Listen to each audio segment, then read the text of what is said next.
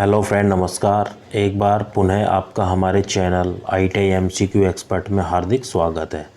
आज हम डिस्कस करेंगे ITI के जो वेल्डर ट्रेड का MCQ क्वेश्चन। इससे पहले मैं 3 वीडियो और बना चुका हूं, अगर आपने वह नहीं देखी है तो कृपया आप उनको देखें। तो ये निम्मी की PDF है, इनमें से ही ITI के जो CBT एग्ज़ाम होते हैं इनमें से ही क्वेश्चन पूछे जाते हैं। तो चलिए आज का ये वीडियो हम शुरू करते हैं। First question is what is the purpose of cleaning of seat before doing the gas welding. Gas welding करने से पहले चादरों की सफाई करने का उद्देश्य क्या होता है। जब गैस वेल्डिंग करते हैं तो चादरों को साफ़ इसलिए किया जाता है क्योंकि जब हम उसके अंदर अगर वेल्डिंग करते हैं तो उसके अंदर जो पोरोसिटी होती है वो जनरेट हो जाती है डिफेक्ट। तो पोरोसिटी से बचने के लिए हम जो सीट की बिफोर क्लीनिंग करते हैं गैस वेल्डिंग से पहले। तो ये हमारा करेक्ट आंसर होगा option B, to avoid the porosity. Porosity से बचने के लिए हम सीट्स की क्लीनिंग करते हैं before the gas welding. Next question is which type of welding use a non ferrous filler with melting point above 450 than base metal. किस प्रकार की वेल्डिंग बेस धातु की तुलना में 450 से ऊपर गलनांक के साथ एक एल्हो फिलर का उपयोग करती है। तो जो ब्रेजिंग टाइप वेल्डिंग होती है mainly use as a non ferrous filler with melting point above 450 than the base metal. तो करेक्ट आंसर है option A. Next question is which welding process enable to weld the dissimilar metals. किस welding प्रक्रिया में विभिन्न धातुओं को weld किया जा सकता है। तो जो ब्रेजिंग जो हमारी वेल्डिंग प्रोसेस होती है उसके अंदर हम डिसिमिलर मेटल्स को आपस में जोड़ सकते हैं। जैसा कि हमने मान लो एल्यूमिनियम को स्टेनलेस स्टील से या लोहे को स्टेनलेस स्टील से जोड़ दिया। जो अलग अलग धातु है उनको हम जो ब्रेजिंग जो वेल्डिंग होती है उसके द्वारा हम जोड़ सकते हैं। तो करेक्ट आंसर है option A. Next question is which type of gas flame is use to weld the 2 mm mild steel by brazing method. Brazing विधि द्वारा 2 मिलीमीटर हल्के स्टील को वेल्ड करने के लिए किस प्रकार की गैस की लो का उपयोग करते हैं। तो जो मेनली जो टाइप ऑफ गैस फ्लेम होते हैं 3 प्रकार के गैस फ्लेम होते हैं, न्यूट्रल, कार्बोराइजिंग एंड ऑक्सीडाइजिंग। तो जो oxidising flame as a gas flame हम यूज करते हैं to weld the 2 mm mild steel by the brazing method. तो यह करेक्ट आंसर होगा option C. Next question is which type of welding is free from the arc blow. तो welding में कौन सा सिस्टम आर्क ब्लो से मुक्त होता है। तो जो AC वेल्डिंग होती है, जो अल्टरनेटिंग करंट की जो वेल्डिंग होती है वो welding free from the arc blow होती है। तो करेक्ट आंसर है option A. Next question is what is the effect of expansion and contraction due to the heat in the welding. Welding में गर्मी के कारण विस्तार और संकुचन का क्या प्रभाव होता है। तो मेनली जो इफेक्ट होता है एक्सपेंशन और डिस्टोर्शन का due to the heating in the welding वो होता है डिस्टोर्शन की वजह से या विरूपण की वजह से। तो यह हमारा करेक्ट आंसर होगा option C. Next question is what is the type of distortion shown. जो विरूपण है वो किस प्रकार का विरूपण चित्र में दिखाया गया है। तो जैसा कि आप देख सकते हैं एक जो सिंपल पहले पीसों को ऐसे पोजीशन में थे, जब हम वेल्डिंग कर रहे हैं तो ये जो इधर जो गैप आ रहा है दिखाई दे रही है, इधर हम वेल्डिंग करते हुए आ रहे हैं। तो इस तरह के जो डिस्टोर्शन होते हैं उसको हम बोलते हैं ट्रांसवर्स या अनुप्रस्थ विकृति। तो correct answer is option C. इस तरह के डिस्टोर्शन को कहा जाता है transverse distortion. Next question is which one of the flowing method of welding is not a method use to control the distortion. विकृति को नियंत्रित करने के लिए वेल्डिंग की निम्नलिखित विधियों में से कौन सी विधि नहीं है। तो 4 मेथड दिए गए हैं। Which one of the following method is not a method use to control the distortion. तो जो राइट हैंड जो वेल्डिंग होती है उसके द्वारा हम डिस्टोर्शन जो वेल्डिंग का जो मेथड है वो यूज करते हैं। तो करेक्ट आंसर होगा option C. Next question is which one of the blow is to control the distortion. जो विकृति को नियंत्रित करने के लिए निम्न में से क्या करते हैं। तो use the few passes with large dia electrode. तो बड़े इलेक्ट्रोड के साथ कुछ पास का उपयोग करके हम जो डिस्टोर्शन होता है उसको हम कंट्रोल कर सकते। तो correct answer is option C. Next question is what is the rule for deciding the length of the intermediate tacks. मध्यवर्ती टैग को लंबाई तय करने के लिए नियम क्या होता है। ये होता है 3 to 4 times the plate thickness. 3 से 4 बार प्लेट की मोटाई से हम यह डिसाइड कर जा सकते हैं। मेनली रूल होता है for deciding the length of the intermediate tacks. तो correct answer is option A. Next question is which type of cast iron offers greater resistance to shock. किस प्रकार का कास्ट आयरन झटके के लिए अधिक प्रतिरोध प्रदान करता है।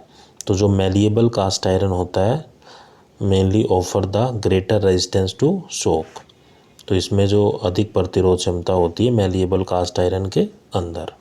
तो correct answer is option D. Next question is which type of cast iron possess the higher compressive strength. किस प्रकार के कास्ट आयरन में उच्च संपीड़ित शक्ति होती है। तो जो ग्रे कास्ट आयरन होता है उसके अंदर हायर कंप्रेसिव स्ट्रेंथ होती है। तो करेक्ट आंसर इज ऑप्शन ए।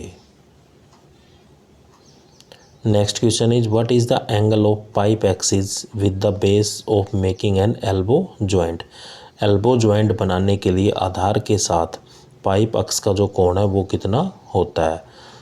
तो जो मेनली जो एंगल यूज किया जाता है pipe axis with the base of the metal for making an elbow joint वो एंगल रखा जाता है 90 डिग्री या 90 डिग्री।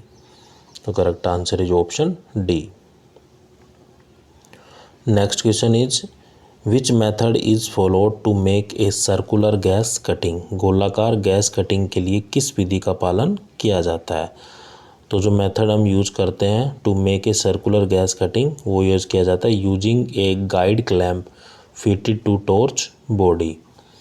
तो जो गाइड क्लैम्प का उपयोग करके टॉर्च को फिट करना। तो correct answer is option B.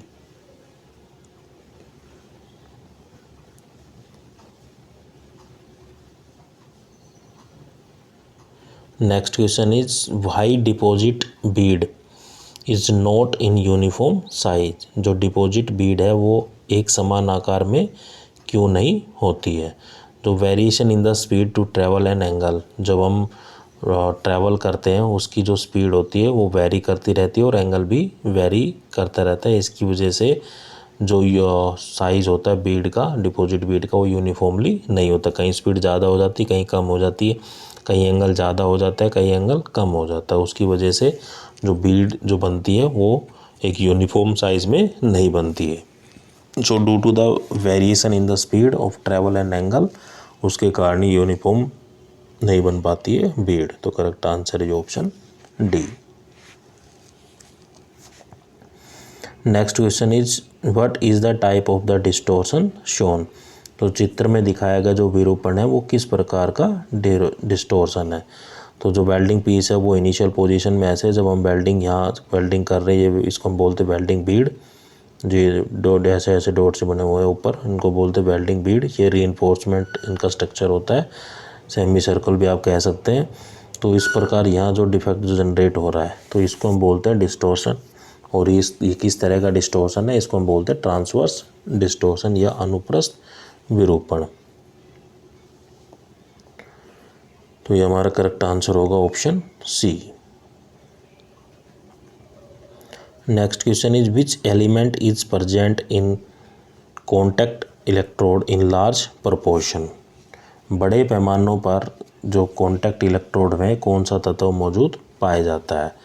जो मेन एलिमेंट होता है वो होता है आयरन पाउडर। तो iron powder is the present in the contact electrode in the large proportion. तो correct answer is option D, iron powder या लोहे का चूर्ण।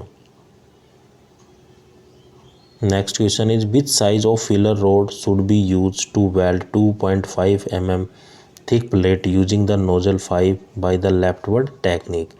लेफ्टवर्ड टेक्निक द्वारा नोजल 5 का उपयोग करते हुए 2.5 मिलीमीटर मोटी टेम्पलेट को वेल्ड करने के लिए जो फिलर रोड के किस आकार का उपयोग किया जाता है। तो वो जो फिलर रोड का जो साइज़ यूज करते हैं हम इस कंडीशन में, वो किया जाता है 2 मिलीमीटर।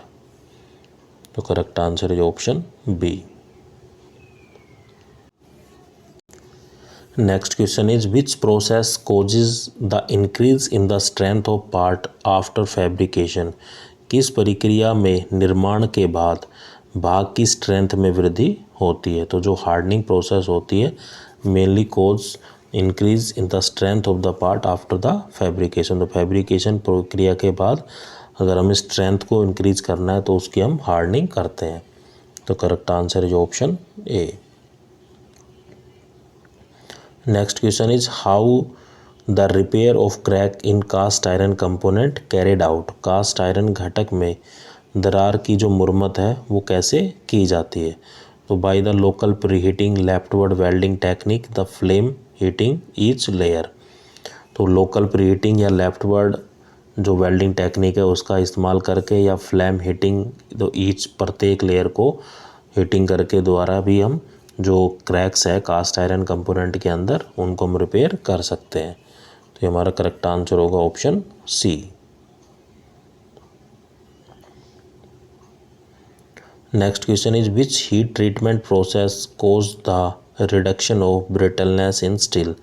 कौन सी हीट ट्रीटमेंट प्रक्रिया स्टील में भंगुरता की कमी का कारण बनती है।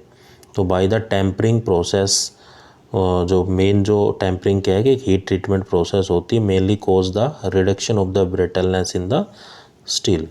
तो correct answer is option C. Next question is what is the cause of porosity in arc welding. Arc welding में पोरोसिटी का कारण क्या होता है।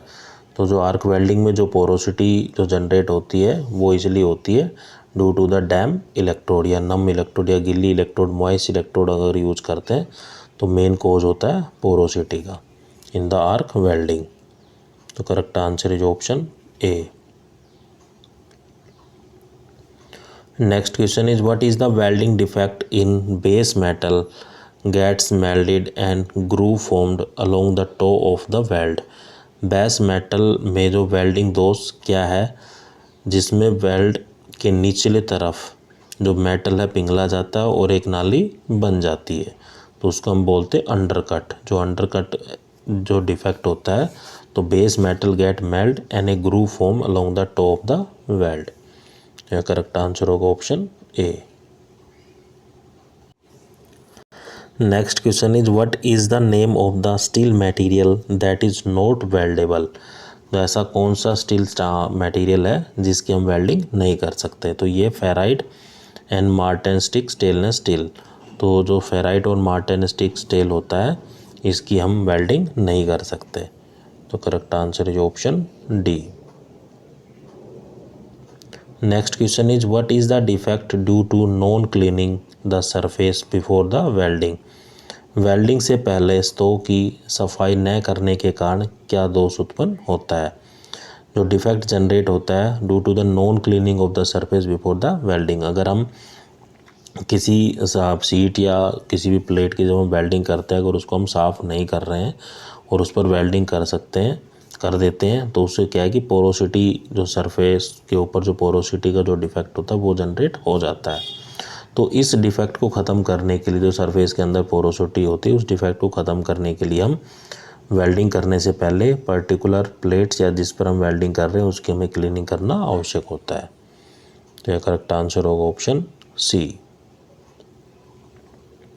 Next question is what is the reason of lack of fluidity in molten metal in braze welding. जो braze welding में जो पिघली हुई धातु में तरलता की कमी का क्या कारण होता है। तो इनएडिक्वेट द प्रीहीटिंग। जो अपर्याप्त preheating is the main reason for the lack of fluidity in the molten metal in the braze welding. तो करेक्ट आंसर होगा option C. Next question is which defect can be eliminated by the this welding method. इस welding विधि से क्या दोष को समाप्त किया जाता है। तो एक फिक्सचर कह सकते हैं आप। इसके द्वारा इसके जो वर्क पीस है, देखो आप यहाँ इन वर्क पीसों को लगाया गया है। तो इसके द्वारा जो विरूपण होता है या जो डिस्टोर्शन होता है मेटल के अंदर या मटेरियल के अंदर, इस प्रोसेस के द्वारा या इस वेल्डिंग विधि के द्वारा हम डिस्टोर्शन को कम कर सकते हैं। तो ये हमारा करेक्ट आंसर होगा ऑप्शन सी।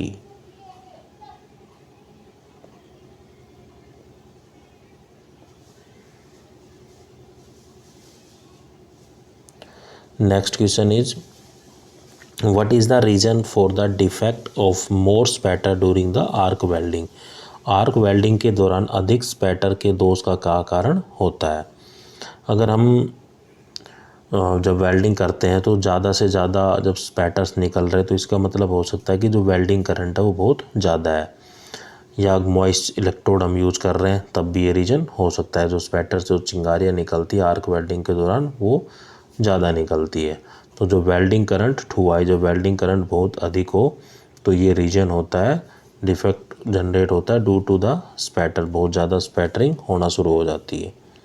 तो next current option is B is the correct.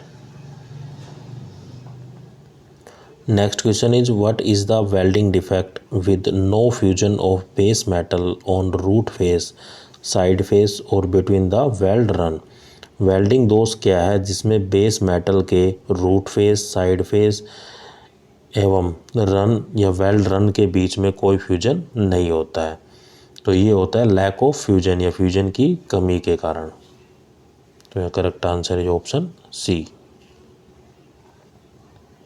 Next question is what is the defect shown in the figure. जो चित्र में दिखाया गया दोष है वो किस प्रकार का दोष है। तो आप चित्र में देख सकते हैं जैसे जैसे कट के निशान लगे हुए हैं, तो इनको हम बोलते हैं अंडर कट। तो चित्र में जो डिफेक्ट दिखाया गया है वो क्या है, अंडर कट है। Next question is what is the result of inner cone of flame touching the molten metal while welding.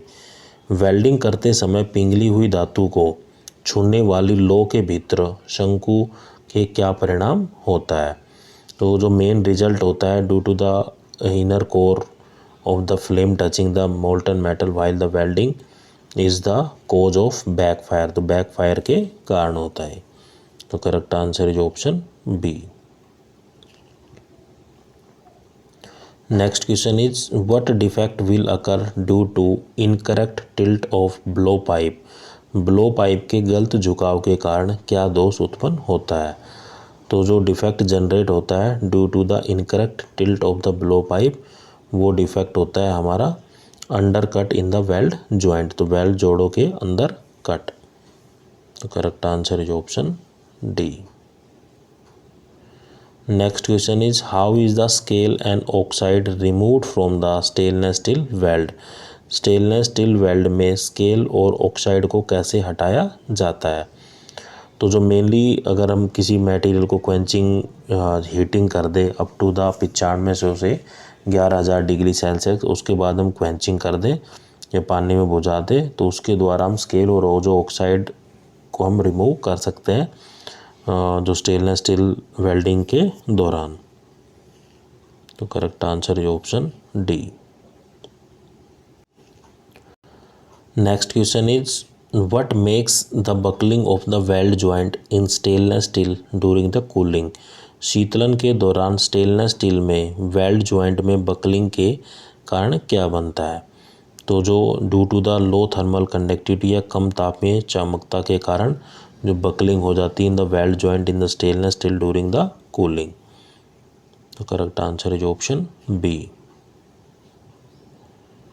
Next question is what is the name of short weld made prior to the weld to hold the plate in defect alignment. प्लेटों को सही संरेखन में रखने के लिए welding से पहले किए गए शॉर्ट वेल्ड का नाम क्या होता है। तो वेल्डिंग करने से पहले जैसा कि आपने देखा हुआ कि 2-3 जगह कुछ टाके से लगा देते हैं या टैग बेल्ट बोलते हैं उनको।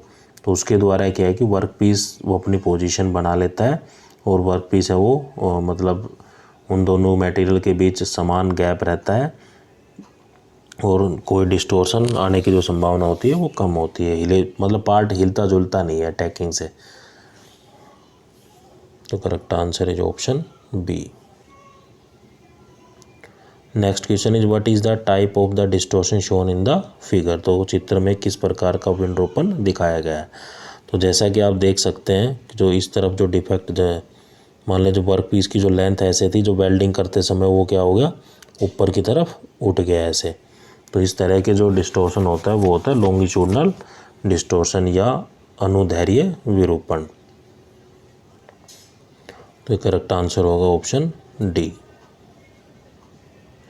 Next question is what is the method of controlling the method of the distortion shown. तो चित्र में दिखाए गए विरूपण को नियंत्रित करने की जो विधि है उसका नाम क्या है। तो इसके जो चित्र में जो विधि दिखाई गई है उसके द्वारा हम डिस्टोर्शन को कंट्रोल कर सकते हैं। तो इस विधि को हम बोलते हैं diverging allowance.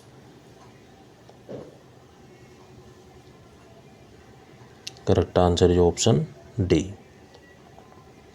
Next question is what is the method of controlling या controlling method of the distortion shown. दिखाए गए विरूपण को नियंत्रित करने की विधि क्या है।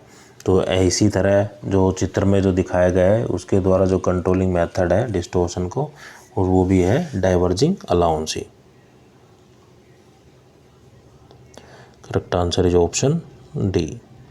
Next question is what is the type of the distortion shown. चित्र में जो विरूपण दिखाया गया, डिस्टोर्शन दिखाया गया, वो क्या डिस्टोर्शन है। तो देखो वर्क पीस पहले पोजीशन ऐसे थी, जब हमने वेल्डिंग करना शुरू की तो वो कुछ एंगल पर यह टिल्ट हो गया। इसी तरीके से यहाँ पे आप देख सकते हो। तो इस तरह के जो डिस्टोर्शन होता है उसको हम बोलते हैं एंगुलर डिस्टोर्शन। मतलब जो वेल्डिंग करते समय पीस किसी तरफ झुक जाए तो उसको हम बोलते हैं एंगुलर डिस्टोर्शन।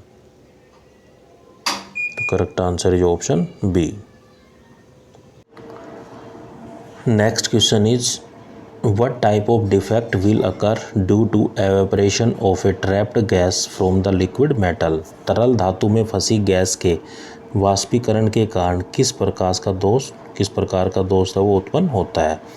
तो जो तरल धातु में फंसी गैस के वाष्पीकरण के कारण जो पोरोसिटी होता है वो दोष उत्पन्न होता है, या दोष है वो डिफेक्ट जनरेट होता है। तो porosity is the correct answer. Next question is which metal the slag inclusion defect will अकर। कौन सा वेल्डिंग स्लैग इंक्लूजन दोष होगा। तो जो मैनुअल मेटल आर्क वेल्डिंग होती है उसमें जो slag inclusion defect will be occur. Correct answer is option A. Next question is what will happen if the current is low while the arc welding. Arc welding करते समय अगर current की मात्रा लो है तो क्या होगा। तो the base metal does not melt properly. जो बेस मेटल है वो ठीक से नहीं पिघलेगा। तो correct answer is option D. Next question is what is the use of intermediate tack on a the weld setting of the plate. प्लेटों पर एक वेल्ड सेटिंग पर मध्यवर्ती टैग का उपयोग क्या होता है। तो जैसा कि हम पहले डिसाइड कर बता चुका हूँ मैं कि जब हम वेल्डिंग करते हैं तो वेल्डिंग करने से पहले उन वर्क पीसों को आपस में 2 से 3 पॉइंट पर आपस में जोड़ दिया जाता है, छोटे छोटे टाके लगाकर, या उनको बोलते हैं हम टक्स लगाकर। तो वो किस लिए किया जाता है, वो किया जाता है कि ताकि उनका जो अलाइनमेंट है वो एक रेखा में रहे और to maintain the position of the joint, और वो एक स्थिति में बने रहे। तो इसलिए हम उस पर टैगिंग करते हैं या इंटरमीडिएट टैगिंग करते हैं। तो alignment and to maintain the position of the joint, रेखा और जॉइंट को स्थिति को बनाए रखने के लिए। तो correct answer is option D. Next question is what is the main reason that the aluminium is difficult to weld. मुख्य कारण क्या है कि एल्यूमिनियम को वेल्ड करना मुश्किल होता है। तो ऐसा इसलिए मुश्किल होता है कि एल्यूमिनियम को वेल्ड इसलिए नहीं कर सकते, उसके अंदर क्या है कि जो ऑक्साइड का जो फॉर्मेशन है बहुत ही तेज़ी से होता है। तो जो oxide formation is the main reason that the aluminium is difficult to weld. तो correct answer is option B. Next question is when does the defect is gouging on cutting face take place. Cutting face पर काटने पर उसमें गोजिंग का दोष कब लगता है? जब स्पीड ज़्यादा हो, इनएडिक्वेट प्रीहीटिंग हो, तो इस कंडीशन में जो gouging of the cutting face take place. तो correct answer is option C. Next question is which method of heating is done to remove the bending distortion of weld joint with wedge shape area. Wedge के आकार वाले क्षेत्र के साथ weld joint के झुकने वाले विरूपण को दूर करने के लिए हीटिंग विधि क्या होती है? तो ये जो विधि हम यूज़ करते हैं वेज के आकार क्षेत्र को, वेल्ड के झुकाव को, जो डिस्टोर्शन होता है उसको हटाने के लिए वो हम यूज़ करते हैं ट्रायंगुलर हीटिंग या त्रिकोणीय हीटिंग। तो correct answer is option C. साथियों, आपको मेरा वीडियो कैसा लगा कमेंट करके ज़रूर बताइए, और आप किस अन्य टॉपिक पर वीडियो चाहते हैं यह भी मुझे कमेंट करके ज़रूर बताइए। अगर आप पहली बार मेरे चैनल पे आए तो प्लीज़ मेरे चैनल को सब्सक्राइब करें, लाइक करें और शेयर करें। थैंक यू दोस्तों।